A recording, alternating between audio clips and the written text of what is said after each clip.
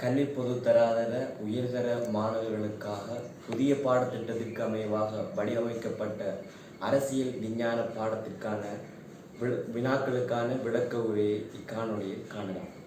இந்த அடிப்படையில் இது வடிவமைக்கப்பட்ட மாதிரி வினாத்தாளின் முதலாவது பக்கத்தை பொறுத்தவரைக்கும் இது வினாத்தாளின் கட்டமைப்பை பற்றி விவரித்துள்ளது.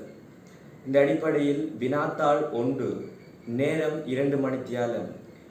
இவ்வினாத்தாள் AB ஆகிய 2 பகுதிகளை கொண்டதாகும். எல்லா வினாக்களுக்கும் விடையளித்தல் வேண்டும். பகுதி A 5 கூற்றுக்களை உள்ளடக்கிய 30 பல்வேறு வினாக்களை கொண்டதாகும். ஒரு வினாக்கு 2 புள்ளிகள் வீதம் 30 வினாக்களுக்கும் 60 புள்ளிகள் வழங்கப்படும். பகுதி B குறுவிடைகளை வழங்க வேண்டிய 20 வினாக்களை கொண்டதாகும். ஒரு வினாவுக்கு 2 புள்ளிகள் வீதம் 20 வினாக்களுக்கும் 40 புள்ளிகள் வழங்கப்படும். வினாத்தாள் 1ற்கான மொத்த புள்ளி 100 ஆகும். அந்த அடிப்படையில் அடுத்து வினாத்தாள் 2ஐ பொறுத்தவரையில் இதற்கான நேரம் 3 மணித்தியாலம், மேலதிக வாசிப்பு நேரம் 10 நிமிடங்கள். இவ்வினாத்தாள் 3 பகுதிகளை கொண்டதாகும்.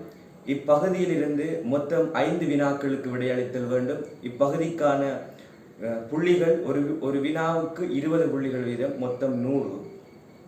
வினாத்தாள் 2இன் பகுதி 1ஐ பொறுத்தவரைக்கும் கட்டுரை அரை கட்டமைப்பு முறையிலான 3 வினாக்களை கொண்டது, குறைந்தபட்சம் ஒரு வினாவுக்கும். பகுதி 2 கட்டுரை அரை கட்டமைப்பு முறையிலான 4 வினாக்களை கொண்டது, குறைந்தது 2 வினாக்களுக்கும். பகுதி 3 கட்டுரை அரை கட்டமைப்பு முறையிலான 3 வினாக்களை கொண்டதாகும், குறைந்தபட்சம் ஒரு வினாவுக்கு விடையளித்தல் வேண்டும். வினாத்தாள் 2ற்கான மொத்த புள்ளி 100. இறுதி புள்ளியை கணிப்பதை பொறுத்தவரைக்கும் வினாத்தாள் 1ற்கான மொத்த புள்ளி 100, வினாத்தாள் 2ற்கான மொத்த புள்ளி 100, இறுதி புள்ளி 200. அதனை 2ஆக பிரித்து 100 புள்ளி வழங்கப்படும். பகுதியே 30 பல்வேறு வினாக்களை பொறுத்தவரைக்கும் மேற்படி அறிவுறுத்தல்கள் தரப்பட்டுள்ளது. இவ்வினாத்தாள் AB ஆகிய 2 பகுதிகளை கொண்டிருப்பதுடன் பகுதி A ஆனது 30 பல்வேறு வினாக்களையும் பகுதி B ஆனது 20 குறுவினாக்களையும் கொண்டது. சகல வினாக்களுக்குமான விடைகளை இத்தாளிலே எழுத வேண்டும். ஒரு விடைக்கு 2 புள்ளிகள் வீதம், மொத்தம் 100 புள்ளிகள் வழங்கப்படும். பகுதி A 1 தொடக்கம் 20 வரையிலான வினாக்களுக்கு மிகச் சரியான அல்லது மிக பொருத்தமான விடையை தெரிவு செய்தல் வேண்டும். பகுதி A 1 தொடக்கம் 20 வரையிலான வினாக்களுக்கு மிகச் சரியான அல்லது மிக பொருத்தமான விடையை தெரிவு செய்க. வினா இலக்கம் 1 அரசியல் என்பது. விடை 1 அரசியல் தேர்தல் செயல்முறையோடு வரையறுக்கப்பட்டது. அரசியல் என்பது தேர்தல் செயல்முறையோடு வரையறுக்கப்பட்ட ஒரு நிகழ்ச்சி அல்ல. அரசியல் தேர்தல் செயல்முறை ஒரு பகுதியாக இருப்பதோடு மேலும் பல பகுதிகளை உள்ளடக்கியதான் அரசியல். ஆகவே தேர்தல் செயல்முறையோடு வரையறுக்கப்பட்டது என்பது பிழையான கூற்று. பிரஜைகளின் பங்கு பெற்றுதல் இன்றி காணப்படுகின்றது. அரசியலில் பிரஜைகளின் பங்கு பெற்றுதல் அத்தியாவசியமான ஒன்று. பிரஜைகளின் பங்கு பெற்றுதல் இன்றி அரசியல் அவசியம் அல்ல. ஆகவே 2வது கூற்று பிழை. 3வது கூற்று மனிதர்கள் தமது பாவகரமான வாழ்க்கையிலிருந்து மீள்வதற்கான வழிமுறையாகும். பாவகரமான வாழ்க்கை என்பது ஆன்மீகம் சார்ந்த ஒன்றாக இருப்பதனால் இது அரசியல் என்ற வரையறைக்குள் வராது. 4வது பிரஜைகளின் சமூக வாழ்வில் ஓர் அத்தியாவசிய அங்கமாகும். இது சரியான கூற்று. ஏனெனில் மனிதனின் பிறப்பு முதல் இறப்பு வரை அரசின் அங்கத்துவத்தில் உள்ளாக வாழ்கின்றான். இதனால் அரசின் ஒரு உபதுறைகளில் உண்டான அரசாங்கத்தின் செயற்பாடுகளில் ஈடுபடுகின்றான். இதன் மூலம் அரசியலில் பங்கேற்கின்றான். ஆகவே இது சரியான கூற்று. 5 அரசின் பரப்புக்குள் வரையறுக்கப்பட்ட செயற்பாடாகும். அரசியலை பொறுத்தவரைக்கும் அரசின் பரப்புக்குள் ஆழ்புலத்துக்குள் வரையறுக்கப்பட்ட ஒரு நிகழ்வல்ல. ஏன் அரசியல் என்பது சர்வதேச அரசியல் என்ற அடிப்படையில் பல நாடுகளுக்கு அப்பாற்பட்ட ஒரு வரையறுக்கப்பட்ட ஆழ்புலம் இன்றி செய்யப்படக்கூடிய ஒன்றாகும். ஆகவே இந்த கூற்றும் பிழையான கூற்று. ஆகவே வினா 1ற்கான விடை 4 ஆகும். வினா இலக்கம் 2 அரசியல் விஞ்ஞானம் என்பது. 1 அரசியல் விஞ்ஞான அணுகுமுறைகளினூடாகவே கற்க முடியும். விஞ்ஞான அணுகுமுறைகளினூடாகவே மட்டும் என்பது பிழையான கூற்று. ஏனெனில் ஆரம்பத்தில் அரசியல் விஞ்ஞானம் மரபு ரீதியான தத்துவார்த்த ஒப்பீட்டு போன்ற அணுகுமுறைகளினூடாகவும் கற்கப்பட்டிருக்கின்றது. ஆகவே விஞ்ஞான அணுகுமுறைகளின் ஊடாகவே கற்க முடியும் என்ற கூற்று பிழையான கூற்று. 2. அரசியலை கற்பதை அன்றி அரசியல் செய்வதை குறிக்கும். அரசியல் விஞ்ஞானம் என்பது அரசியல் செய்வதை அல்ல, அரசியலை கற்பதை குறிக்கும். ஆகவே 2வது கூற்று பிழையான கூற்று. 3. சுமார் 25 நூற்றாண்டுகளாக கட்டியெழுப்பப்பட்டு மாற்றமடைந்து வரும் ஒரு துறையாகும். இது சரியான கூற்று. ஏனெனில் அரசியல் விஞ்ஞானமானது கிறிஸ்துவுக்கு முன் 3 அல்லது 4ஆம் நூற்றாண்டிலிருந்து கற்கப்பட்டு வருகின்ற ஒரு முதுநிலை விஞ்ஞானமாகும். இந்த அடிப்படையில் 3வது கூற்று சரியான கூற்று. 4. அரசியலுடன் ஒப்பிடும்போது பரந்த கருத்தை கொண்டு. அரசியல் என்பது வரையறுக்க முடியாது நீண்ட பரப்பை கொண்டது. ஆனால் அரசியல் விஞ்ஞானம் என்பது அது ஒரு பாடப்பரப்பு என்பதனால் அது ஒரு பரந்த கருத்தை கொண்டதல்ல. 5. மனித வாழ்வின் ஆரம்பம், இருப்பு, முடிவு என்பவற்றை கற்கும் ஒரு பாடமாகும். மனித வரலாற்றின் ஆரம்பம், இருப்பை கற்கின்ற பாடம் ஒரு வரலாறு சார்ந்த பாடமாகத்தான் இருக்கும். அரசியல் விஞ்ஞானம் அதனை கற்கக்கூடிய பாடம் அல்ல. ஆகவே வினா இலக்கம் 2க்கான விடை 3. வினா 3. அரசியல் கட்சிகளானவை. விடைகள்: 1. அரசியலின் நீண்டகால வரலாற்று பின்னணியை கொண்டு வளர்ச்சி அடைந்து வருவதாகும். அரசியல் கட்சிகள் அரசியலை பொறுத்தவரைக்கும் அரசியலின் நீண்டகால பின்னணியை கொண்டதல்ல. 19ஆம் நூற்றாண்டின் பிற்பட்ட காலத்திலேயே அரசியல் கட்சிகள் பற்றிய ஆய்வு, அதன் கற்கைகள் ஆரம்பிக்கப்பட்டன. ஆகவே 1வது கூற்று பிழை. அரசாங்கத்தின் வெளியில் நின்று கருத்துக்களையும் அழுத்தங்களையும் பிரயோகிக்கும். அரசியல் கட்சிகளானவை மக்களிடத்தில் ஆணை அதிகாரத்தை பெற்று அரசாங்கத்தில் நேரடியாக தாக்கம் செலுத்துகின்ற உண்டு. இது 2வது கூற்று அமுக்க குழுக்களுக்குத்தான் சரியாக வரும். ஆனால் அரசியல் கட்சிகளுக்கு பிழையான கூற்று. மறைமுக அல்லது பிரதித்துவ ஜனநாயகத்தின் தொழிற்பாட்டிற்கு அவசியமற்றது. மறைமுக அல்லது பிரதித்துவ ஜனநாயகம் என்பது தற்போதைய ஜனநாயகத்திற்கு அரசியல் கட்சிகள் அத்தியாவசியமான ஒன்று. ஏனெனில் அரசியல் கட்சிகளும் அமுக்க குழுக்களும் ஜனநாயகத்தின் இரு கண்கள் என அரசியல் ஆய்வாளர்களால் வர்ணிக்கப்படுகின்றது. ஆகவே அரசியல் கட்சிகளின் தொழிற்பாட்டிற்கு அவசியமற்றது என்ற 3வது கூற்று பிழையான கூற்று. 4. சமூகத்தில் சமூக மற்றும் சமய முரண்பாடுகளை உருவாக்கும் மூலாதாரமாகும். உருவாக்குகின்ற மூலாதாரம் என்பது அரசியல் கட்சிக்கு பொருத்தமானதல்ல. முரண்பாடுகளை தீர்த்து மக்கள் நலன்களை பேணக்கூடிய ஒரு நிறுவனமாக இருக்க வேண்டும் என்பதை அரசியல் கட்சிகளின் பொது நோக்கங்களில் ஒன்றாக இருக்க வேண்டும். ஆகவே 4வது கூற்று பிழையான கூற்று. 5. அதிகாரத்தை பெறுவதன் மூலம் அரசாங்க அதிகாரத்தை நடைமுறைப்படுத்துவதனை இலக்காக கொண்டு ஒழுங்கமைந்த அரசியல் அமைப்புகள் ஆகும். ஆகவே 5வது கூற்றை பொறுத்தவரைக்கும் மக்களால் ஒன்றிணைந்த ஒரு கூட்டம் தான் அரசியல் கட்சிகள். அரசியல் கட்சிகள் மக்களின் பொது நன்மைகளை விருத்தி செய்வதற்காக மக்களின் அதிகாரத்தை பெற்று அரசாங்கத்தில் நேரடியாக ஈடுபட்டு தமது அதிகாரத்தை நிலைநிறுத்தி பொது நன்மைகளை விருத்தி செய்வதற்காக ஒழுங்கமைக்கப்பட்ட ஒரு நிறுவனமே அரசியல் கட்சிகளாகும். இந்த அடிப்படையில் கூற்று 5 சரியான கூற்றாகும். வினா இலக்கம் 4. கிரேக்க நகர அரசுகளானவை. விடை 1. உலகில் தோற்றம் பெற்ற முதலாவது அரசாகும். இந்த முதலாவது அரசு என்பது பிழை. ஏனெனில் உலகில் தோற்றம் பெற்ற முதலாவது அரசு என அரசியல் ஆய்வாளர்கள் கருதுகின்ற அரசு கோத்திர அல்லது குலமரபு அரசுகள். இந்த அடிப்படையில் முதலாவது அரசு, உலகில் தோற்றம் பெற்ற முதலாவது அரசு கிரேக்க நகர அரசு என்பது பிழையான கூற்று. 2. நிச்சயிக்கப்பட்ட மற்றும் சிறிய பிரதேசத்தில் ஒழுங்கமைந்த முதலாவது அரசு என அரசியல் விஞ்ஞானிகள் அரசியல் ஆய்வாளர்கள் கருதுவார்கள். இந்த கூற்று சரி. கோத்திர அரசு அல்லது குலமரபு அரசு என்பது உலகில் தோற்றம் பெற்ற முதலாவது அரசாக அரசியல் ஆய்வாளர்கள் கருதினாலும் ஒழுங்கமைந்த முதலாவது அரசாக கருதுவார்கள் கிரேக்க நகர அரசுகள். ஆகவே 2வது கூற்று சரியான கூற்று. கூற்று 3. மறைமுக அல்லது பிரதிநிதித்துவ ஜனநாயக முறை பின்பற்றப்பட்டது. கிரேக்க நகர அரசை பொறுத்தவரைக்கும் அங்கு மறைமுக அல்லது பிரதிநிதித்துவ ஜனநாயகம் பின்பற்றப்படவில்லை. நேரடி ஜனநாயகம் பின்பற்றப்பட்டது. ஏனெனில் சனத்தொகை, நிலப்பரப்பு என்பது குறைவாக காணப்பட்டமையினால் நேரடி ஜனநாயகம், மக்கள் ஒரு இடத்தில் ஒன்று கூடி ஒரு முடிவினை எடுக்கக்கூடிய ஒரு முறையாகவே கிரேக்க நகர அரசுகள் காணப்பட்டன. ஆகவே 3வது கூற்று பிழை. இவ்வரசில் வாழ்ந்த அனைவரும் பிரஜைகளாக கருதப்பட்டார்கள். அனைவரும் பிரஜைகள் என்பது பிழை. சொத்துடைய ஆண்கள் மட்டுமே கிரேக்க நகர அரசுகளை பொறுத்த வரைக்கும் இங்கு பிரஜைகளாக கருதப்பட்டார்கள்.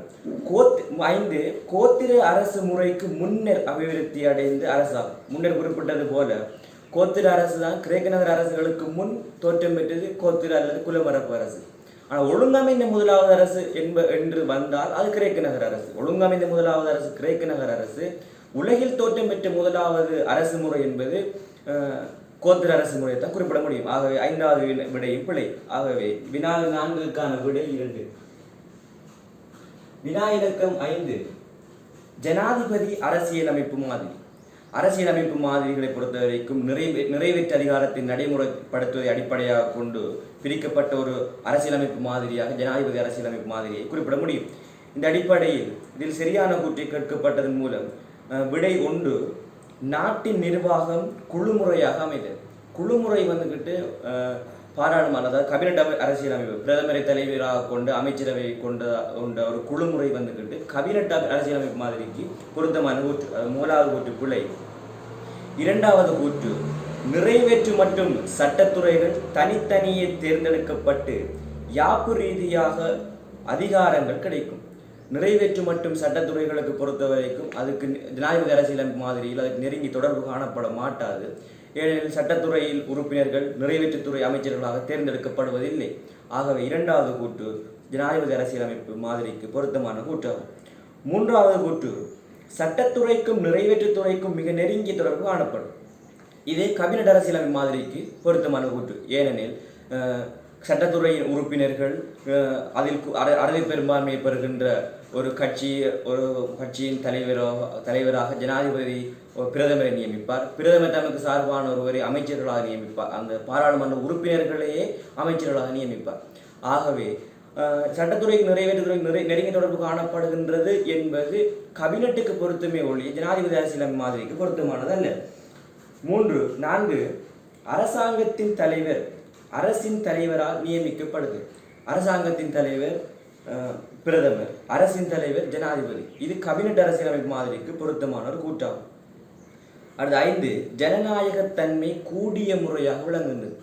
ஜனாதிபதி அரசியலமைப்பு மாதிரியை பொறுத்த வரைக்கும் ஜனநாயகத்தன்மை குறைந்த முறையாகவே கருதப்படுகிறது. ஏன் காரணம் என்று சொன்னால், நாட்டின் நிர்வாகம் ஜனாதிபதி என்ற தனிநபரிடம் ஒப்படைக்கப்பட்டு ஜனாதிபதி தற்துணிவு அதிகாரங்கள் மீவியர் அதிகாரங்களை கொண்ட அனைத்து அமைச்சுக்களின் தன்வசம் விரும்பிய அமைச்சுக்களை தன்வசம் வைத்திருக்கக்கூடிய ஒருவராக காணப்படுகின்றமையினால் ஜனாதிபதி அரசியலமைப்பு மாதிரி ஜனநாயகத்தன்மை குறைந்த முறையாக ஒப்பீட்டளவில் காணப்படுகிறது. ஆகவே வினா இலக்கம் 5க்கான விடை 2. வினா இலக்கம் 6 இலங்கை அரசியல் அமைப்பில் காணப்படும் ஜனநாயகம் சாரா அம்சமாவது. 1 சர்வஜன வாக்குரிமை மற்றும் பிரதிநிதித்துவ ஜனநாயகம்.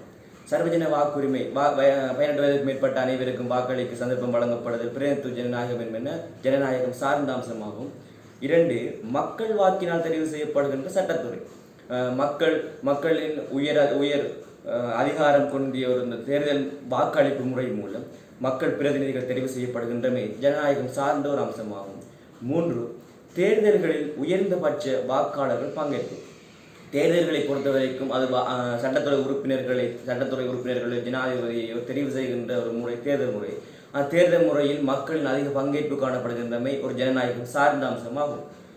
4 செயலூக்கமுள்ள சிவில் சமூகங்கள் மற்றும் சமூக இயக்கங்கள். செயலூக்கமுள்ள சிவில் சமூகங்கள், அதாவது மேலே ஒரு வினாவில் குறிப்பிட்டது போல சிவில் சமூகம் என்பது ஜனநாயகத்தின் சிவில் சமூகம் அரசியல் கட்சிகளும் ஜனநாயகத்தின் கண்கள்.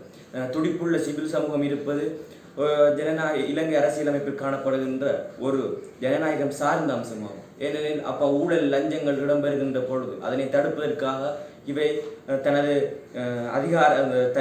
அதிகாரத்தை பிரயோகிக்கும். 5 அரசாங்க செயல்முறையினுள் ஏற்படும் ஊழல் மற்றும் அரசியல் துஷ்பிரயோகம். இது இலங்கை காணப்படுகின்ற ஜனநாயகம் சார அம்சமாகும். ஆகவே வினா இலக்கம் 6க்கான விடை 5 ஆகும். வினா இலக்கம் 7 இலங்கையில் அரசியல் கட்சி முறையை அறிமுகப்படுத்தக்கூடியதாக இருப்பது. விடை 1 பல கட்சி முறை. இலங்கையில் பல கட்சி முறை காணப்படுகின்றது. இருப்பினும் மிகச்சரியான கூற்றை தான் நாம் ஆராய வேண்டும். 2 இரு கூட்டு கட்சி முறை. இரு கூட்டு கட்சி முறையும் காணப்படுகிறது. இக்கட்சிகள் 2 ஆதிக்கம் பெறுவதனை தடுக்கும் கட்சி முறை. இது பிழையான கூற்று. 4 மந்திரி சபை அரசாங்க முறையின் அறிமுகத்தோடு தோன்றிய கட்சி முறை.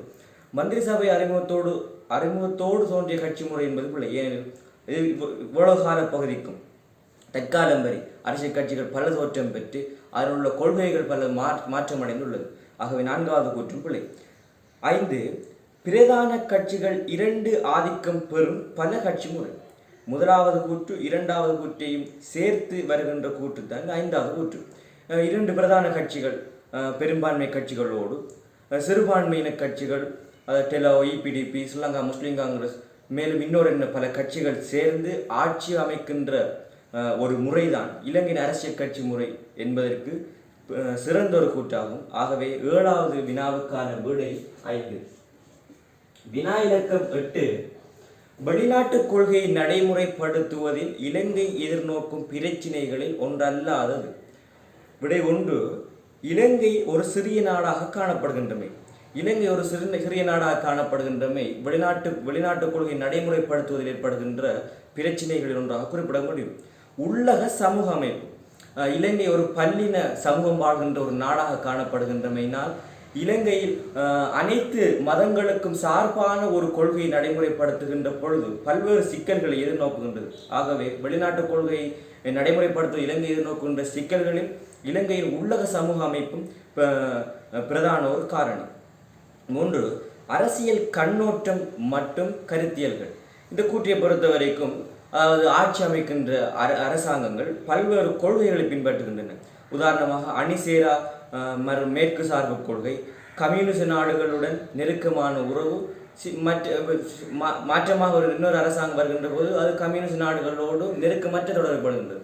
ஆகவே அரசியல் கண்ணோட்டம் மற்றும் கருத்தியல், அந்த கருத்தியல்களுக்கு ஏற்ப அந்த கொள்கைகளை நடைமுறைப்படுத்துகின்றமை இலங்கை வெளிநாட்டு கொள்கை நடைமுறைப்படுத்துவதில் ஏற்படுகின்ற பிரச்சனைகள் 1. 4. புவிசார் அமைவிடம். இலங்கை புவிசார் அமைவிடம் என்பது வெளிநாட்டு கொள்கை நடைமுறைப்படுத்துவதில் ஏற்படுகிற பிரச்சனைகள் ஒன்றல்ல. ஏனெனில் இந்து சமுத்திரத்தின் முத்தாக காணப்படுகின்றது என்று வர்ணிக்கப்படுகின்ற இலங்கை புவிசார் அமைவிடம் ரீதியாக வெளிநாட்டு கொள்கையை நடைமுறைப்படுத்த பிரச்சனை எதிர்கொள்ளவில்லை. ஆகவே 4வது கூற்று பிரச்சனைகளில் ஒன்றல்லாதது என்பது கேட்கப்பட்டிருப்பதனால் 4வது கூற்று சரியான விடை. 5. பொருளாதார மற்றும் பௌதிக வளமும் பலமும் குறைவாக இருக்கு.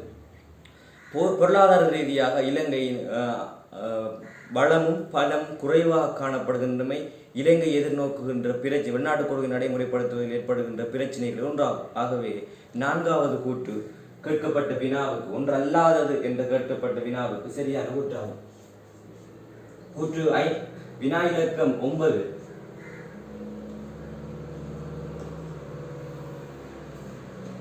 முரண்பாட்டின் எளிய வகைப்படுத்தல்களில் ஒன்றல்லாதது. விடை எளிய வகைப்படுத்தல்களில் ஒன்றல்லாதது. ஆகவே விடை 1 ஆளக முரண்பாடு. எளிய வகைப்படுத்தலை பொறுத்தவரைக்கும் ஆளக முரண்பாடு என்பது ஒரு தனிநபருக்கிடையில் அவர்கள் தனிநபருக்கு மட்டும் அந்த உள்ளத்தில் ஏற்படுகின்ற முரண்பாடுகள், ஏற்படுகின்ற கேள்விகள், அது சரியான விடை. ஆளிடை முரண்பாடு 2 அல்லது 2 நபர்களுக்கு மேற்பட்ட ஒரு அவர்களுக்கு இடையில் ஏற்படுகின்ற கருத்து மோதல்கள், முரண்பாடுகள் ஆளிடை முரண்பாடு. 3 குழுவினுள் முரண்பாடு என்பது ஒரு சமூகத்தில் தொழிற்படுகின்ற ஒரு குழுவை பொறுத்து அந்த குழுவுக்குள் ஏற்படுகின்ற கொள்கை ரீதியாக ஏற்படுகின்ற முரண்பாடுகள் குழுவினுள் முரண்பாடாகும். குழுக்களுக்கு இடையிலான முரண்பாடு சமூகத்தில் காணப்படுகின்ற 2 அல்லது 2க்கு மேற்பட்ட குழுக்களுக்கு இடையில் ஏற்படுகின்ற முரண்பாடு குழுக்களுக்கு இடையிலான முரண்பாடு. இவை 4ம் முரண்பாட்டின் எளிய வகைப்படுத்தல்களில் உள்ளடங்கும். 5வதான அரசுகளுக்கு இடையிலான முரண்பாடு. அரசுகளுக்கு இடையிலான முரண்பாடு என்பது முரண்பாட்டின் அரசியல் ரீதியான வகைப்படுத்தல். பேராசிரியர் பீட்டர் வாலன்ஸ்டைன் என்பவர் இதனை 3ஆக பிரித்து காட்டுகின்றார். அவற்றில் ஒன்றாகவே அரசுகளுக்கு இடையிலான முரண்பாடு காணப்படுகின்றது. ஆகவே முரண்பாட்டின் எளிய வகைப்படுத்தலில் ஒன்றாக அரசுகளுக்கு இடையிலான முரண்பாடு என்பது காணப்படாது. ஆகவே வினா இலக்கம் 9க்கான விடை 5.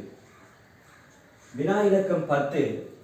நவீன அரசியல் அமைப்புகள் எனும் நூலில் அரசியல் அமைப்பு என்பது நாடொன்றில் அரசாங்கம் ஒன்றை உருவாக்கவும் அரசாங்கம் ஒன்றை இயக்கவும் தேவையான சட்டங்களின் தொகுதியாகும் எனும் பொருள் விளக்கத்தை முன்வைத்தவர். விடை 1 KCBR ஆவார். இது சரியான கூற்று. விடை 2 ஏவிடைசி என்பது சட்டவாட்சி கோட்பாட்டை முன்வைத்தவர். வினா இலக்கம் விடை 3 மொண்டஸ்கியூ சட்டத்தின் உயிர் என்ற நூலை எழுதியவர். சிஎஃப் ஸ்ட்ரோங் இவரும் அரசியலமைப்புகள் என்ற அரசியலமைப்புகளை பற்றி விளக்கி இருந்தாலும் அவருடைய கூற்றாளர் சிஎஃப் ஸ்ட்ரோங்கை பொறுத்த வரைக்கும் இவர் நவீன அரசியலமைப்புகள் என்ற நூலில் அரசியலமைப்பு என்பது அரசாங்கத்தின் அதிகாரம், ஆளப்படுவோரின் உரிமைகள் மற்றும் ஆளப்படுவோருக்கு இடையிலான தொடர்பை தீர்மானிக்கும் கொள்கைகளின் தொகுதியாகும் என்ற கூற்றை கூறியிருந்தார். அடுத்தது 5வது படி ஜீன் ஜக் ரூசோ இவர் சமூக ஒப்பந்தவாதி, இவர் தாராளமைக்காவாத கருத்துக்களை முன்வைத்தவர். ஆகவே வினா இலக்கம் 10க்கான விடை உண்டாகும். வினா இலக்கம் 11 சர்வதேச அரசியலில் அரச சார்பற்ற செயற்பாட்டாளர்களை குறிக்கின்ற அமைப்பானது. தேசிய அரசியலில் உத்தியோகபூர்வ அங்கத்துவத்தை பெறாது, ஆனால் பொது நோக்கம் நன்மைகளுக்காக ஒழுங்கமைக்கப்பட்ட அமைப்புகளே சர்வதேச அரசியலில் அரச சார்பற்ற செயற்பாட்டாளர்கள் ஆவர். இந்த அடிப்படையில் அரச செயற்பாட்டாளர்களை குறிக்கும் அமைப்பு என்ற வினாவை பொறுத்தவரைக்கும் விடை 1 நேட்டோ நிறுவனம். இது பாதுகாப்பு ரீதியாக தொழிற்படுகின்ற அரச சார்பு நிறுவனமாகும். சர்வதேச செஞ்சிலுவை சங்கம் தான் இதற்கு பொருத்தமான கூற்று. இது அரச சார்பற்ற ஆனால் சர்வதேச அரசியலில் ஈடுபடுகின்ற ஒரு அமைப்பு. சார்க் அமைப்பு அரசியல் ரீதியாக ஒழுங்கமைந்த அரசு சார்பு நிறுவனமாகும். உலக வங்கி பொருளாதார ரீதியாக அரசு சார்பு நிறுவனமாகும். ஐரோப்பிய ஒன்றியம் அரசியல் ரீதியாக ஒழுங்கமைந்த அரசு சார்ந்த சர்வதேச அரசியல் ஈடுபடுகின்ற நிறுவனமாகும். ஆகவே வினா இலக்கம் 11க்கான விடை 2 சர்வதேச செஞ்சிலுவை சங்கம். வினா இலக்கம் 12 இலங்கையில் காணப்படுகின்ற மாகாண சபை முறை பற்றிய பிழையான கூற்று. ஒற்றை மாகாண சபை முறை பொறுத்த வரைக்கும் ஒற்றை மற்றும் மத்தியமற்ற அரசியல் கட்டமைப்பில் அதிகார பரவலாக்கம் எனும் தத்துவத்தின் அடிப்படையில் இலங்கை இந்திய ஒப்பந்தத்தின் மூலம் இலங்கையில் ஏற்படுத்தப்பட்ட 13வது திருத்தத்தில் கொண்டு வரப்பட்டதே மாகாண சபை முறையாகும். இந்த மாகாண சபை முறையை பொறுத்த வரைக்கும் பிழையான கூட்டை தெரிவு செய்ய சொல்லியிருக்கின்றார்கள். விடை இலக்கம் 1 1978 2ஆம் குடியரசு யாப்பில் 1987 மேற்கொள்ளப்பட்ட 13ஆம் திருத்தப்படி 42ஆம் இலக்க பாராளுமன்ற சட்டத்தின் கீழ் தாவிக்கப்பட்டது என்பது சரியான கூற்று.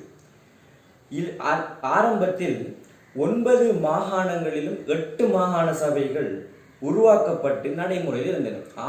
தற்பொழுது 9 மாகாண சபைகளிலும் 9 மாகாண சபைகள் காணப்பட்டாலும் ஆரம்பத்தில் வடக்கு கிழக்கு மாகாணங்கள் வடகிழக்கு என்று இணைக்கப்பட்டிருந்ததன் மூலம் 9 மாகாணத்திற்கும் 8 மாகாண சபைகளை காணப்பட்டிருந்தன. ஆகவே 2ஆம் கூற்றும் சரியான கூற்று. அனைத்து மாகாண சபை உறுப்பினர்களும் எண்ணிக்கையில் சமனானவர்கள் என்பது பிழையான கூற்று. மாகாண சபையின் உறுப்பினர்களை பொறுத்த வரைக்கும் மாகாண சனத்தொகை, பரப்பு என்பவற்றின் அடிப்படையிலேயே தீர்மானிக்கப்படுவார்கள். விடை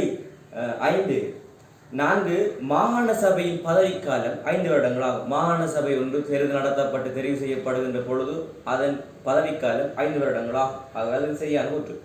5 மாகாண சபையில் இயற்றப்படும் சட்டங்கள் நியதி சட்டங்கள் எனப்படும். தனக்கு ஒதுக்கப்பட்ட மாகாண அதிகார பட்டியலுக்குட்பட்டு தான் மாகாண சபையில் சட்டம் இயற்ற முடியும். அவ்வாறு இயற்றப்படுகின்ற சட்டங்களுக்கு மாகாண நியதி சட்டங்கள் என்று பெயர் வழங்கப்படுகின்றது. இந்த அடிப்படையில் அதுவும் சரியான கூற்று.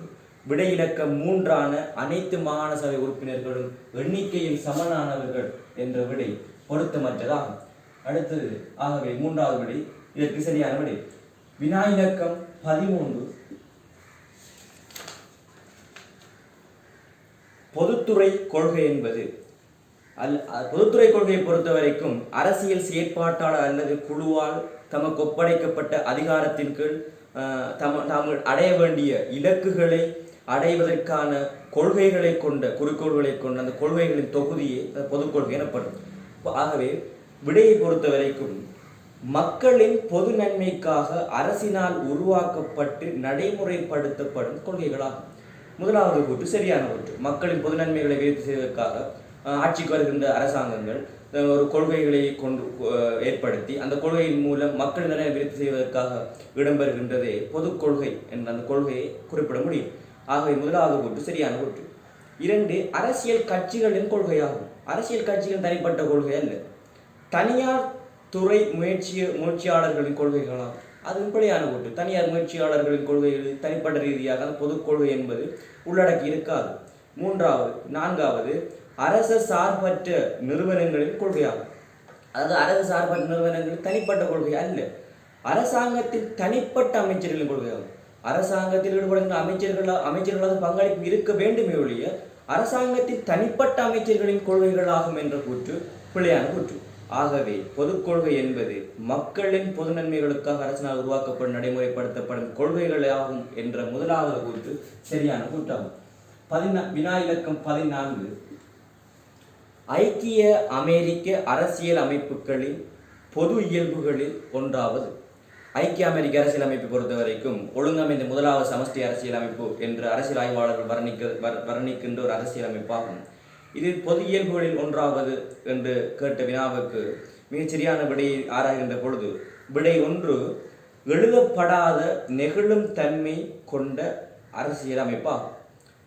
எழுதப்படாத நெகிழும் தன்மை கொண்ட என்பது விடை. எழுதப்பட்ட நெகிழாத்தன்மை கொண்ட அரசியலமைப்பை ஐக்கிய அமெரிக்க அரசியலமைப்பை மாற்றுவது சிரமம். 2 சபைகளிலிருந்து 3 பெரும்பான்மை பெற வேண்டும். ஆகவே சிக்கலானது நீண்டதோர் செயல்முறையை கொண்டதுமாகும். ஆக முதலாவது கூற்று பிழை. அதிகார வேறாக்க கொள்கையினை பின்பற்றி அதில் தடைகள் சமநிலைகள் எனும் முறையை உள்ளடக்கியுள்ளது. ஐக்கிய அமெரிக்க அரசியலமைப்பை பொறுத்தவரைக்கும் முத்துறை அதிகாரங்கள், சட்டத்துறை, நிறைவேற்றுத்துறை, நீதித்துறை ஆகிய முத்துறை அதிகாரங்களை பிரித்து சமஷ்டியின் உயர்தன்மையை பேணி ஜனநாயகத்தன்மையை நிலைநிறுத்தி உள்ளது. ஆகவே ஐக்கிய அமெரிக்க அரசியலமைப்பு பொது இயல்பு 2வது கூற்று சரி. 3வது கூற்றை பொறுத்தவரைக்கும் ஒற்றை குடியுரிமை காணப்படுகின்றது என்பது பிழை. ஐக்கிய அமெரிக்க அரசியலமைப்பை பொறுத்தவரைக்கும் இரட்டை குடியுரிமை கொண்டவர், அதாவது மத்திய மாநில ஆகிய 2 குடியுரிமை கொண்டவர்களாக காணப்படுகிறார்கள். ஆகவே 3வது கூற்று பிழை. 4வது கூற்று சமஷ்டி முறையுடன் கூடிய கபினட் பண்பை கூறுகிறது. சமஷ்டி முறை உண்மை, கபினட் பண்பை கொண்டது என்பது கபினட் என்பது பிழை. ஜனாதிபதி என்ற தனிநபரிடம் ஒப்படைக்கப்பட்டிருக்கும். ஆகவே கபினட் பண்பை கொண்டது என்பது பிழை. 5 மக்களுரிமை எனும் தத்துவத்தின் அடிப்படையில் அமைய பெறாதது என்ற கூற்று பிழை. அதாவது மக்களுரிமை ஆட்சி செய்கின்ற அதிகாரம் மக்களிடம் உண்டு என்பதை தெளிவாக வலியுறுத்துகின்ற ஒரு அரசியலமைப்பு ஐக்கிய அமெரிக்க அரசியலமைப்பு ஆகும். ஆகவே 14வது வினாவுக்கான விடை 2. வினா இலக்கம் 15, 1733 கோல்புரூக் கமரன் ஆலோசனைகளில் ஒன்றானது. பிரித்தானியர் ஆட்சியில் ஏற்படுத்தப்பட்ட முதலாவது அரசியலமைப்பு 1733 கோல்புரூக் கமரன் அரசியலமைப்பு. ஆலோசனைகள் ஒன்றல்லாதது என்று வினா கேட்கப்பட்டிருக்கின்றது. விடை 1 கட்டாய இராஜ சேவை முறையை இல்லாமல் செய்தவை. பிரித்தானியர் இலங்கைக்கு வருகிற அந்த நோக்கம் முக்கியமாக வர்த்தகத்துக்கு ஊழியர் படை தேவை. அந்த ஊழியர் படையை இல்லாமல் ஆக்குகின்ற ஒரு செயற்பாடுகளாக அரசுக்கு கட்டாயமாக செய்கின்ற இராஜ சேவை முறை காணப்பட்டது. ஆகவே இந்த இராஜ சேவை இல்லாமல் ஆக்கியமைதான் முதலாவது அவர்கள் செய்த வேலை. 2வது இரட்டை நிர்வாக முறை இல்லாதொழிக்கப்பட்டு ஒற்றை நிர்வாகமாக மாற்றப்பட்டது. ஆரம்பத்தில் காணப்பட்ட கரையோர நிர்வாகம், மலையக நிர்வாகம் ஆகிய 2 வேறுபட்ட நிர்வாகங்களை ஒழித்து நாட்டை ஒரு குடையின் கீழ் கொண்டு வந்தமை பிரித்தானியர்கள் 1733 கோல்புரூக் கமரன் ஆலோசனைகளில் ஒன்றாகும். அடுத்து 3 தேசாதிபதியின் அதிகாரங்கள் அதிகரிக்கப்பட்டமை. தேசாதிபதியின் அதிகாரங்கள் அதிகரிக்கப்படாமல் மாற்றமாக குறைக்கப்பட்டு பிரித்தானிய மொழிக்கு பொறுப்பு கூறுகின்ற ஒரு செயற்பாட்டை ஆக்கியிருந்தமை 1733 கோல்புரூக் கமரன் ஆலோசனைகள் ஒன்றாகும். கூற்று 3 தேசாதிபதியின் அதிகாரங்கள் அதிகரிக்கப்பட்டவை. தேசாதிபதியின் அதிகாரங்கள் கோல்புரூக் கமரன் யாப்பில் குறைக்கப்பட்டது. ஏனெனில் அது பிரித்தானிய மொழிக்கு பொறுப்பு கூற வேண்டிய ஒரு முறையை அறிமுகப்படுத்தியதனால் பிரித்தானிய தேசாதிபதியின் அதிகாரங்கள் அதிகரிக்கப்பட்டமை என்ற கூற்று பிழை. குறைக்கப்பட்டமை என்று வந்தால் சரியாக அமையும். 4 நிர்வாக நடவடிக்கைகளுக்காக முழு நாட்டையும் 5 மாகாணங்களாக பிரித்தமை. நிர்வாக நடவடிக்கைகளை இலகுபடுத்துவதற்காக நாட்டை ஒரு ஒற்றையாட்சி நாடாக, ஒற்றை மலையக நிர்வாகம், கரையோர நிர்வாகம் என்ற 2 வேறுபட்ட நிர்வாகங்களை ஒன்றிணைத்து நாட்டை 5 மாகாணங்களாக பிரித்தமை கோல்புரூக் கமரன் ஆலோசனைகள் ஒன்றாகும். 5 தேசாதிபதிக்கு ஆலோசனை வழங்குவன சட்டவாக்க மற்றும் சட்ட நிர்வாக சபைகள் உருவாக்கப்பட்டிருந்தமை பிரித்தானிய குடியேற்ற நாட்டாட்சி காலத்தில் ஏற்பட்ட கோல்புருக்கமர் யாப்பில் ஏற்படுத்தப்பட்ட சீர்திருத்த ஆலோசனைகள் முக்கியமானது ஒன்றாகும். ஆகவே தேசாதிபதியின் அதிகாரங்கள் அதிகரிக்கப்பட்டமை என்ற கூற்று பிழையான கூற்று. ஆகவே 15வது வினாவுக்கான விடை 3. வினா இலக்கம் 16. 1948 சோல்பெரி அரசியல் யாப்புடன் பொருந்தாத கூற்று. பிரித்தானிய வெஸ்ட்மின்ஸ்டர் அரசியலமைப்பு மாதிரியை ஒத்த அரசாங்க முறையை பின்பற்றியது. வெஸ்ட்மின்ஸ்டர் அரசியலமைப்பு என்பது பிரித்தானிய அரசியலமைப்பை ஒத்த அரசியலமைப்பு என்பதனால் வெஸ்ட்மின்ஸ்டர் அரசியலமைப்பு மாதிரி ஒத்த அரசாங்க முறையை வழங்கியது என்ற கூற்று சோல்பெரி யாப்புக்கு பொருத்தமானது. இரு மன்ற சட்டமன்றை கொண்டதாகும். சனப்பிரதிநிதிகள் சபை, செனட் சபை என்ற இரு சட்டமன்றை கொண்டது. ஆகவே இது 2வது கூற்று சரியான கூற்று. சிறுபான்மையோர் உரிமைகளை பாதுகாப்பதில் விசேட கவனம் செலுத்தியது. சிறுபான்மையோரை பாதுகாப்பில் விசேட கவனம் செலுத்திய யாப்பாக 1948 சோல்பெரி யாப்பை குறிப்பிடுவார்கள். காரணம், செனட் சபை சிறுபான்மையோர் பிரதிநிதித்துவத்தை அதிகரிக்க செய்து பொதுச்சேவை நீதிச்சேவை ஆணைக்குழுக்கள் சுயாதீன தன்மையை பாதுகாத்தது. 29ஆம் யாப்பின் 29ஆம் 3ஆம் சரத்தின் 2ஆம் உட்பிரிவுக்குட்பட்டு அந்த 4 வாக்கியங்கள் காணப்படும். அந்த 4 வாக்கியங்களுக்கு உட்பட்டே சட்டங்கள் இயற்ற முடியும். அடுத்து 4வது விடை, செனட் சபையில் பெரும்பான்மை நம்பிக்கை பெற்ற நபரே மகாதேசாதிபதியால் பிரதமராக நியமிக்கப்படுவார். செனட் சபையின் பெரும்பான்மை நம்பிக்கை பெற்றவர் அல்ல, சனப்பிரதிநிதிகள் சபையின் பெரும்பான்மை நம்பிக்கை பெற்றவரே பிரதமராக நியமிக்கப்படுவார். ஆகவே 4வது கூற்று பிழை. 5. சுயாதீனமான நீதி சேவையையும் அரசாங்க சேவையும் தோற்றுவித்தது. சுயாதீனமான நீதி சேவையும் அரசாங்க சேவை என்பது பொது சேவையும் ஆரம்பித்தது. சிறுபான்மை நலன்களை காப்பதாக அமைந்தது. இதன் உறுப்பினர்கள் நீதி சேவை ஆணைக்குழுவில் 3 பொது சேவையில் 3 உறுப்பினர்கள் காணப்பட்டார்கள். இவர்கள் சிறுபான்மை நலனை பாதுகாப்பது விசேட கவனம் செலுத்தினார்கள். ஆகவே 16ஆம் வினாவுக்கு பொருந்தாத கூற்று என்பதனால் செனட் சபை பெரும்பான்மை நம்பிக்கை பெற்ற நபரே மகாதேசாதிபதியால் பிரதமராக நியமிக்கப்படுவார் என்ற கூற்று பிழை. ஆகவே வினா இலக்கம் 16க்கான விடை 4. வினா இலக்கம் 17. 1972 முதலாம் குடியரசு யாப்பின் பண்புகளில் ஒன்றல்லாதது. 1. குடியரசின் அரசு அதிகாரத்தை நடைமுறைப்படுத்தும் மீயுயர் கருவி தேசிய அரசு பேரவையாகும். தேசிய அரசு 1972 முதலாம் குடியரசு யாப்பில் தோற்றுவிக்கப்பட்ட தேசிய அரசு பேரவையை பொறுத்தவரைக்கும் நியமன உறுப்பினர்கள் அல்லாது அனைத்து உறுப்பினர்களும் மக்களால் தெரிவு செய்யப்பட்ட உறுப்பினர்களாக காணப்படுகின்றனால் தேசிய அரசு பேரவையை சவாலுக்குட்படுத்த முடியாது என்ற கூற்று காணப்பட்டது. ஆகவே 1வது கூற்று மீயுயர் கருவி தேசிய அரசு பேரவையாகும் என்ற கூற்று சரியான கூற்று. அடுத்தது, அரசுக்கும் பௌத்த மதத்துக்குமான தொடர்பை அரசியல் அமைப்பின் மூலம் குறிப்பிட்டமை. 1948 யாப்பு 29ஆம் 2ஆம் உட்பிரிவுக்குட்பட்டே அந்த யாப்பில் அதில் குறிப்பிடுகின்றது சகல மதங்களும் சமமானவை என்று குறிப்பிட்டாலும் 1972 முதலாம் குடியரசு யாப்பு பௌத்த மதத்தை ஒரு உயர்ந்த மதமாகவும் பௌத்த மதத்துக்கான தொடர்பை அரசியலமைப்பு மூலம் வலியுறுத்தி இருந்தமை பௌத்த மதத்தின் முக்கியத்துவத்தை வலியுறுத்தி இருந்தது. ஆகவே அது 2ஆம் கூற்றும் சரியான கூற்று. 3வது கூற்று, சிங்களம் மற்றும் தமிழ் மொழியை அரச கர்ம மொழிகளாக்கியது.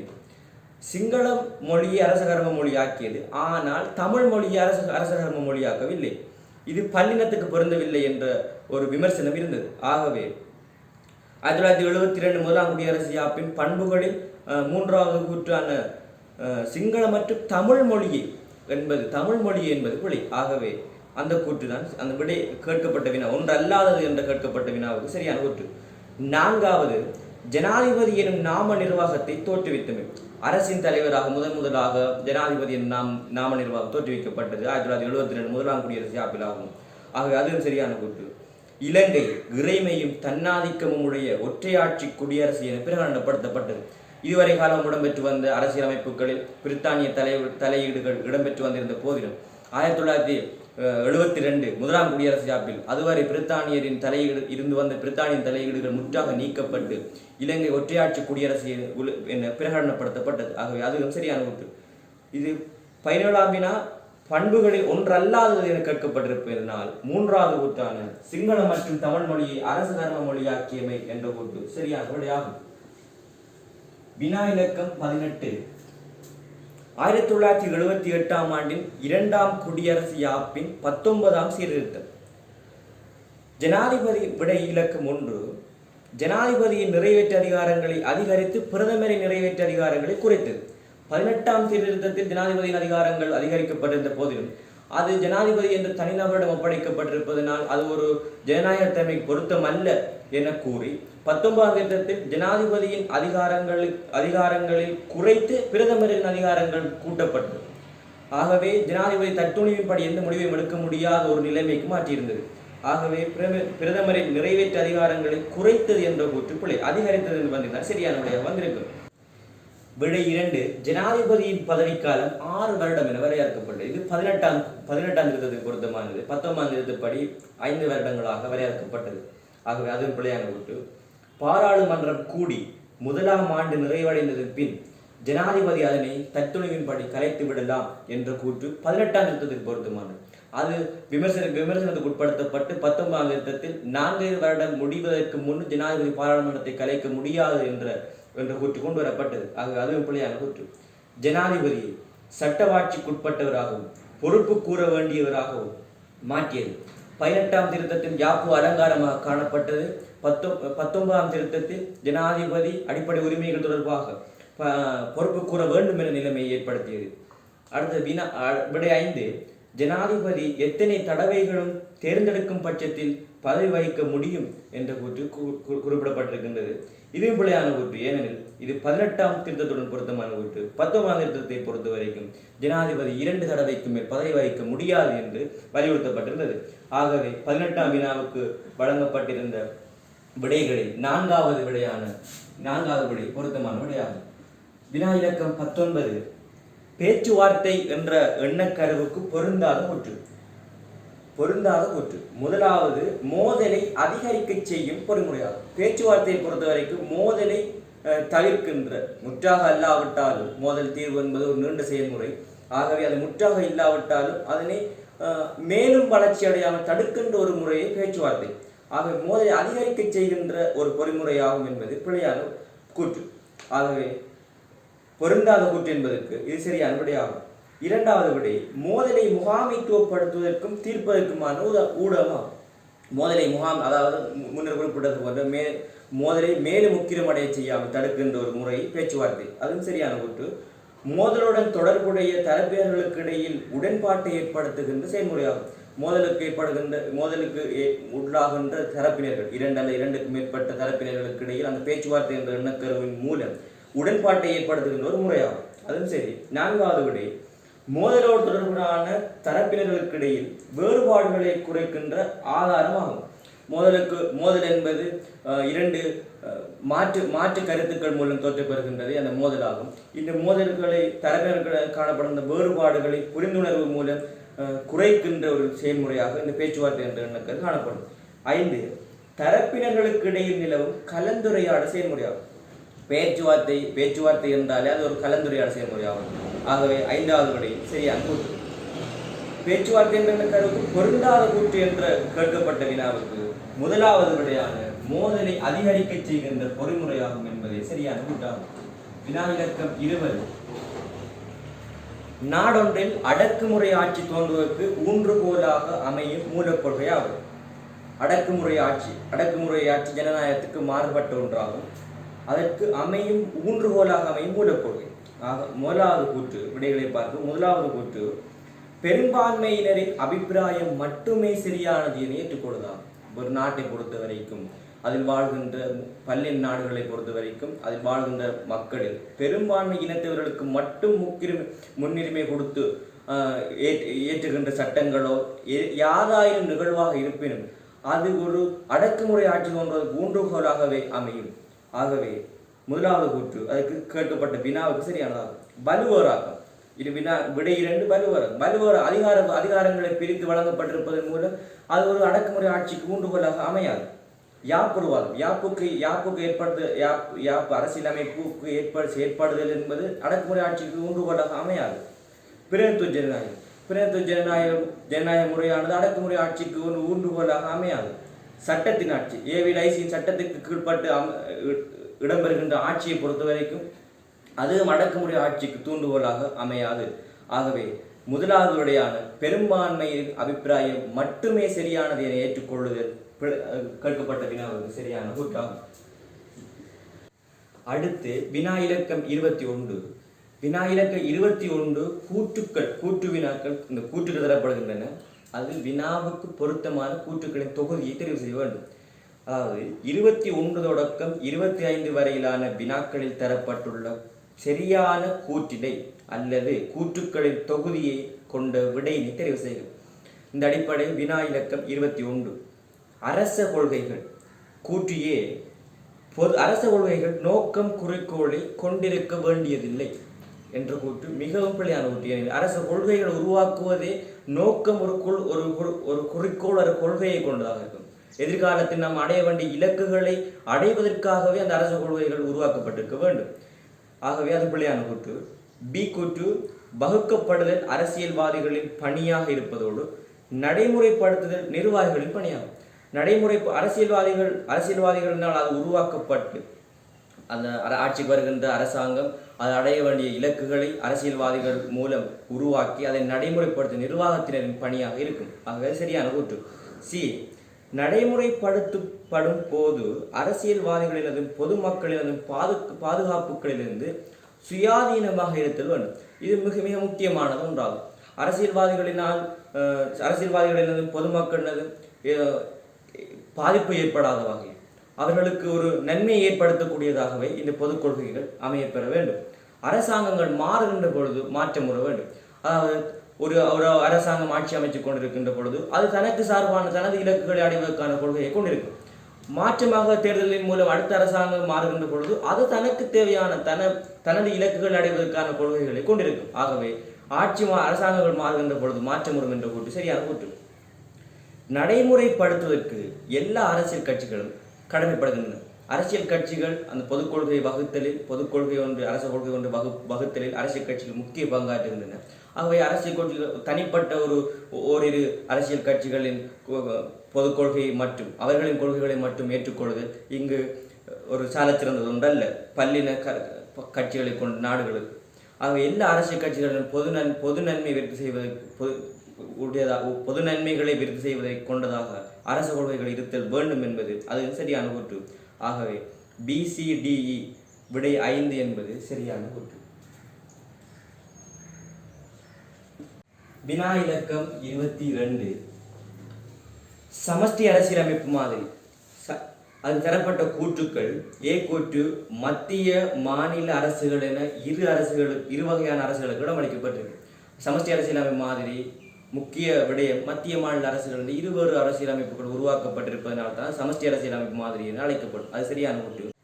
பி விரிவான தீர்மானங்களை எடுக்கக்கூடியதாக இருக்கும். இது பிழையான கூற்று. ஏனெனில் சமஷ்டி அரசியலமைப்பு மாதிரி மத்திய மாநில என்ற இரு வேறுபட்ட அரசுகளுக்கும் இடமளித்திருக்கும்.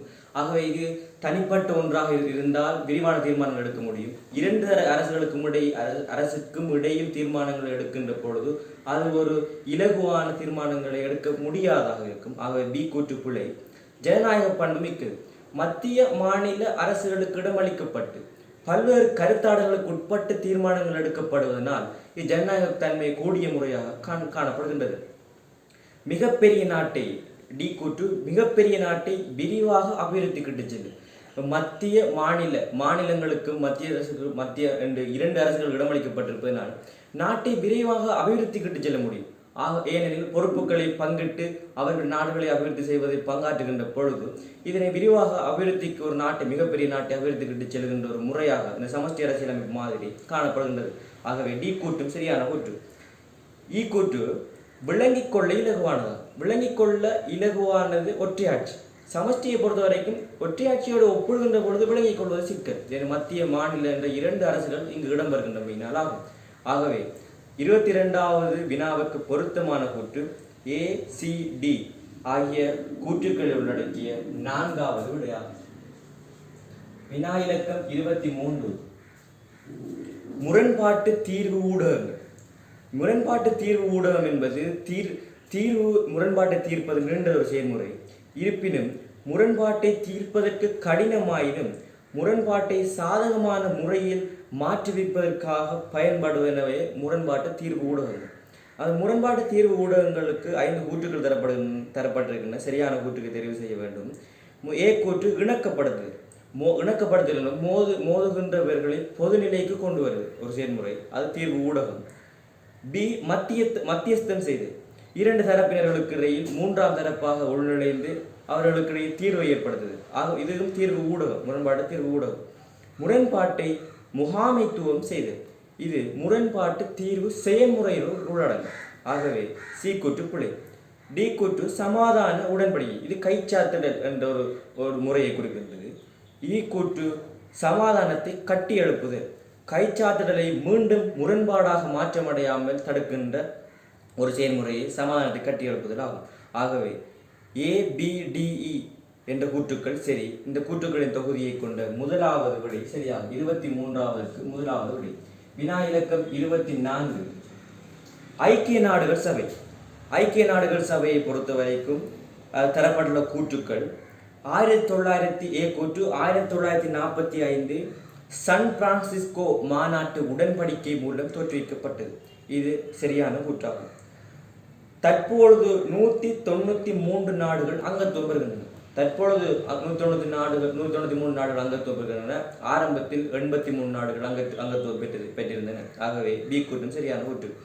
சி கூற்று வரையறுக்கப்பட்ட நோக்கங்களை உடைய நடுத்தர நிறுவனமாகும். வரையறுக்கப்பட்ட நோக்கங்களை உடைய நிறுவனம் ஐக்கிய நாடுகள் சபை அல்ல, அது ஒரு பரந்த நோக்கங்களை கொண்டு. ஆகவே சி கூற்று பிழை. டி கூற்று இலங்கை அண்மை காலமாகவே இதன் அங்கத்துவத்தை பெற்றது. இதுவும் பிழையான கூற்று. இலங்கை 1955 டிசம்பர் 14ஆம் தேதி ஐக்கிய நாடுகள் சபையில் அங்கத்துவத்தை பெற்றிருந்தது. ஆகவே டி கூற்றும் பிழை. இதன் பிரதான நிறைவேற்று அதிகாரி பொதுச் செயலாளர் நாயகம் ஆவார். ஆகவே இதன் பிரதான நிறைவேற்று அதிகாரி பொதுச் செயலாளர் நாயகம் ஆவார் என்பது சரியான கூற்று. ஆகவே ABE என்பன சரியான கூற்றுக்களாகும். அந்த சரியான கூற்றுக்களை கொண்ட தொகுதி 5வது விடை. வினா இலக்கம் 25. அரசியலை ஆராய பயன்படும் அணுகுமுறைகளில் மரபு ரீதியான அணுகுமுறை. மரபு ரீதியான அணுகுமுறை என்பது ஆரம்ப காலத்தில் அரசியல் ஒரு முதுநிலை விஞ்ஞானம், அதனை ஆராய்வதற்காக பயன்படுத்தப்படுகிற பழைய அணுகுமுறைகளை மரபு ரீதியான அணுகுமுறைகளாகும். அவ்வாறான மரபு ரீதியான அணுகுமுறைகளை கேட்கப்பட்டிருக்கின்றது. ஏ தத்துவார்த்த அணுகுமுறை, இது அரசியலை ஆராய்வதற்கு ஆரம்பத்தில் பயன்படுத்தப்பட்டு வந்த அணுகுமுறையாகும். பி பெண்ணியல்வாத அணுகுமுறை, பெண்களின் அடக்குமுறைகளுக்கு எதிராக தோற்றம் பெற்ற அந்த அணுகுமுறை 20ஆம் நூற்றாண்டு தோற்றம் பெற்றது. ஆகவே பி கூற்று பிழை. ஒப்பீட்டு அணுகுமுறை. ஒப்பீடு என்பது ஒரு நாடு பற்றிய திறந்த தெளிவொன்றை பெறுவதற்காக இன்னொரு நாடுகளை ஒப்பிட்டு தனது நாட்டை அபிவிருத்தி கொண்டு செல்வதற்காக ஒப்பிடுகின்ற ஒரு முறை. ஒப்பீட்டு ரீதியான அணுகுமுறை என்பது அதுவும் மரபு ரீதியான ஒரு அணுகுமுறை. சி கூற்று சரி. டி கூற்று சமூகவியல் அணுகுமுறை. சமூகவியலின் அணுகுமுறை என்பது 20ஆம் நூற்றாண்டு தோற்றம் பெற்றது. ஆகவே டி கூற்று பிழை. ஈ கூற்று வரலாற்று ரீதியான அணுகுமுறை. வரலாற்று ரீதியான அணுகுமுறை என்பது அரசியலை ஆராய்வதற்காக பயன்படுத்தப்பட்டு வந்த மரபு ரீதியான அணுகுமுறைகள் ஒன்றாகும். ஆகவே பி டி ஆகிய கூற்றுக்கள் 20ஆம் நூற்றாண்டு தோற்றம் பெற்ற அணுகுமுறைகளாக காணப்படுகின்றமையினால் ACE ஆகிய அணுகுமுறைகளே மரபு ரீதியான அணுகுமுறைகளாகும். அந்த கூற்றுக்களை கொண்ட தொகுதி விடை 1ஆகும். 26 தொடக்கம் 30 வரையிலான வினாக்கள் ஒவ்வொன்றும் 2 கூற்றுக்களை கொண்டுள்ளது. ஒவ்வொரு வினாவுக்கு உரிய சோடி கூற்றுக்கு பின்வரும் அட்டவணை ஒன்றில், முதலாவது அட்டவணையில் அந்த வழிகாட்டியில் உள்ள 1, 2, 3, 4, 5 என்பவற்றுள் எந்த இலக்கம் அதிகம் பொருந்துகின்றது என்பதை தெரிவு செய்து அதன் இலக்கத்தை அந்த வினாவுக்குரிய புள்ளிக்கோட்டில் எழுத வேண்டும். இந்த அடிப்படையில் முதலாவது அட்டவணையில் முதலாவது விடை கூற்று 1 உண்மை, இரண்டாவது கூற்று உண்மை. இலக்கம் 2 முதலாவது கூற்று உண்மை, இரண்டாவது கூற்று பொய். கூற்று 3 முதலாவது கூற்று பொய், இரண்டாவது கூற்று உண்மை. கூற்று 4 முதலாவது கூற்றும் பொய், இரண்டாவது கூற்றும் பொய். கூற்று 5 முதலாவது கூற்று உண்மை, இரண்டாவது கூற்று முதலாவது கூற்று உண்மையாக இருப்பதோடு அதனை விவரிக்கின்றது. இந்த அடிப்படையில் வினா 26 கூற்று 1 அரசியல் கட்சிகளும் அமுக்க குழுக்களும் ஒத்தனவாக இருப்பதனால் அவற்றுக்கு இடையில் வேறுபாட்டை காண முடியாது. அரசியல் கட்சிகளும் அமுக்க குழுக்களும் ஜனநாயகத்தின் 2 கண்கள் என கூறப்பட்டாலும் அவற்றுக்கிடையே தெளிவான வேறுபாடு காணப்படுகிறது. ஆகவே இங்கு ஒத்தனவாக காண இருப்பதால் அவற்றுக்கிடையில் வேறுபாட்டை காண முடியாது என்பது பிழையான கூற்று. கூற்று 2, அரசியல் கட்சிகள் அதிகாரத்தை கைப்பற்றும் நோக்கினை கொண்டிருக்கும் போது அமுக்க குழுக்கள் தனிப்பட்ட நலன்களை மேம்படுத்துவதை நோக்காக உள்ளது. அரசியல் கட்சிகள் மக்கள் அதிகாரத்தை பெற்று அரசியலில் நேரடியாக அரசியலில் பங்கேற்று அமுக்க குழுக்கள் தமது பொது நலனை அல்லாமல் தனிப்பட்ட நலன்களை மேம்படுத்துவதற்காக அரசியல் நேரடியாக ஈடுபடாது அரசியலில் ஈடுபடுகின்றவர்கள் மீது தாக்கம் செலுத்தி தமது பொது நன்மைகளை விருத்தி செய்யும். ஆகவே கூற்று 2 சரி. முதலாவது கூற்று பிள்ளை, இரண்டாவது கூற்று சரி. ஆகவே விடை 3. வினா இலக்கம் 27. தேசிய அரசின் பிரதான செயற்பாட்டாளர்கள் இறைமை கொண்ட ஒவ்வொரு தேசிய அரசுகளும் ஆகும். தேசிய அரசின் பிரதான செயற்பாட்டாளர்கள் அரசியல்வாதிகளும் அவர்களை பிரதிநிதித்துவப்படுத்தும் அரசியல் கட்சிகள், தேசிய அரசுகள், அதாவது நாட்டுக்குட்பட்ட அரசியல். கூற்று 2, ஆக அந்த கூற்று பிள்ளை. கூற்று 2, சர்வதேச அரசியலின் பிரதான செயற்பாட்டாளர்கள் அரசியல்வாதிகளும் அவர்களை பிரதிநிதித்துவப்படுத்தும் அரசியல் கட்சிகளும் ஆகும். இது பிழையான கூற்று. ஆக இந்த கூற்றுக்கள் 27ஆம் வினாவில் காணப்படுகின்ற கூற்றுக்கள் மாறி வந்தால் சரியாக வந்திருக்கும். சர்வதேச அரசியலின் பிரதான செயற்பாட்டாளர்கள் இறைமை கொண்ட ஒவ்வொரு அரசு நாடுகளுக்கு இடையில் காணப்படுகின்ற அரசுகளாக காணப்படுகின்றமையினால் சர்வதேச அரசியலின் பிரதான செயற்பாட்டாளர்கள் இறைமை கொண்ட ஒவ்வொரு அரசுகளும் ஆகும். ஆகவே இருகூற்று பிள்ளை. இருகூற்றுக்களும் பிள்ளை என்றால் 4வது 27வது வினாவுக்கு 4வது விடை வேறு. 28வது வினாவை பொறுத்த வரைக்கும் சோல்பெரி கூற்று 1, சோல்பெரி ஆப்பில் செனட் மண்டலிலிருந்து அமைச்சரவைக்கு குறைந்தபட்சம் 2 அமைச்சுக்களை ஒதுக்க வேண்டும். சோல்பெரி ஆப்பு 1948 உருவாக்கப்பட்டது. இது 2 சபைகளை கொண்டது. இந்த சபைகள் செனட் சபைக்கு 2 அமைச்சு பதவிகளை ஒதுக்க வேண்டும். அது சரியான கூற்று. செனட் மன்றக்கு கட்டாயம் ஒதுக்க வேண்டும் என விதிக்கப்பட்ட அமைச்சு பதவி நீதி அமைச்சு பதவியாகும். ஆகவே இதுவும் சரியான கூற்று. 2ம் சரியாக வருகின்ற பொழுது, 2 கூற்றுகளும் சரியாக வருகின்ற பொழுது மேலும் ஒரு அவதானிப்பு மேற்கொள்ள வேண்டும். முதலாவது கூற்றை இரண்டாவது கூற்று விவரிக்கின்றதா விளக்குகின்றதா என்பதை பார்க்க வேண்டும். இந்த அடிப்படையில் செனட் சபையில் முதலாவது கூற்று செனட் சபையில் 2 அமைச்சு பதவிகள் ஒதுக்க வேண்டும் என குறிப்பிடுகின்றது. இரண்டாவது கூற்று அந்த அமைச்சு பதவி நீதி அமைச்சு பதவி முக்கியமானது ஒன்றாகும் என்று குறிப்பிடுகின்ற மூலம் முதலாவது கூற்றை இரண்டாவது கூற்று விளக்குகின்றது. ஆகவே 28 வினாவுக்கு விடை 5. வினா இலக்கம் 29ஐ பொறுத்த வரைக்கும் சர்வஜன வாக்குரிமையினால் இலங்கையர் பிரதித்துவ ஜனநாயகத்துக்கு பழக்கப்பட்டார்கள்.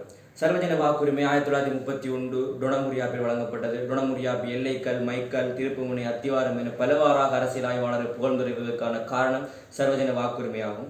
ஆகவே சர்வஜன வாக்குரிமை மூலம் மக்கள் பிரதித்துவ ஜனநாயகத்துக்கு பழக்கப்பட்டார்கள் என்பது சரியான கூற்று.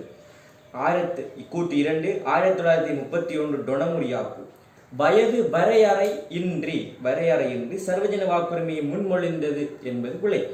1931 டொனமுரியாப்பு சர்வஜன வாக்குரிமையை வழங்கியது என்பது உண்மை. ஆனால் வயது வரையறையின்றி என்பது பிழை. 21 வயதுக்கு மேற்பட்டவர்களுக்கு தான் வாக்குரிமையை வழங்கியது. ஆகவே முதலாவது கூற்று சரி, இரண்டாவது கூற்று பிழை. ஆகவே விடை 2. வினா இலக்கம் 30. கூற்று 1, 1978 அரசியல் அமைப்பின்படி பிரதிநிதி ஒருவர் மீது அதிக நம்பிக்கை உள்ளது என ஜனாதிபதி கருதினால் அவர் அந்த குறித்த பிரதிநிதி பிரதமர் பதவிக்கு நியமிக்கப்படுவார். சட்டத்துறையிலிருந்து சட்டத்துறைக்கு தெரிவு செய்யப்படுகின்ற பிரதிநிதிகளில் அந்த உறுப்பினர்களில் அதிக நம்பிக்கை உள்ளது என தீர்மானிக்கின்ற ஒருவர் ஜனாதிபதி நியமிப்பார் என்பது 1978 அரசியல் அமைப்பில் ஒரு நடைமுறையாகும். கூற்று 2, இவ்வரசியல் அமைப்பில் அமைச்சரவையின் அமைப்பு ஒப்படைக்கப்படும் விடயங்கள் பணிகள் தொடர்பாக தீர்மானிக்கும் போது ஜனாதிபதிக்கு பிரதமரால் ஆலோசனை வழங்க முடியும் என்பது சரியான கூற்றாகும். ஜனாதிபதிக்கு ஆலோசனை வழங்குவது பிரதமருக்கு முடியும் என்பது 1978 அரசியல் அமைப்புக்கு பொருத்தமான ஒரு கூற்றாக காணப்படுகின்றது. ஆகவே முதலாவது கூற்றும் சரி, இரண்டாவது கூற்றும் சரி, விடை 1 ஆகும்.